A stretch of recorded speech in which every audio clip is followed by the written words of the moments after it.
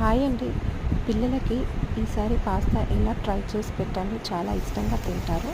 నేనైతే ముందుగా పాస్తాని ఉడకబెట్టి పక్కన పెట్టుకున్నాను. ఇప్పుడు ఒక కడాయిలో ఆయిల్ వేసి ఆనియన్స్, పచ్చిమిర్చి, కరివేపాకు వేయించండి. అప్పుడే కట్ చేసి పెట్టుకున్న టొమాటోస్ కూడా వేసి బాగా మగ్గనివ్వాలి. ఇది కాస్త మగ్గినాక అందులోని చిటికెడు పసుపు, కొంచెం అల్లం వెల్లుల్లి పేస్ట్ వేసి వేయించుకోండి. నాకు టైంకి కెచప్ అనేది దొరకలేదు, సో ఉన్న కెచప్తోనే సర్ది పెట్టుకున్నానండి. మీరైతే పాస్తా ఎంత క్వాంటిటీ తీసుకున్నారో దానికి తగ్గట్టు సాస్ అనేది వేసుకోండి, చాలా బాగుంటుంది టేస్ట్ అనేది.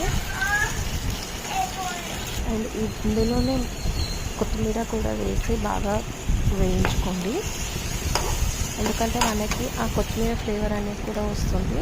సో అవి మగ్గాక ఇలా పాస్తా కూడా వేసి బాగా వేయించుకోండి. పైనుంచి ఒక మూత పెట్టేసి ఒక 2-3 మినిట్స్ అలా మగ్గనివ్వండి. ఇలా కాస్త దగ్గరకు వచ్చాక స్టవ్ ఆఫ్ చేసి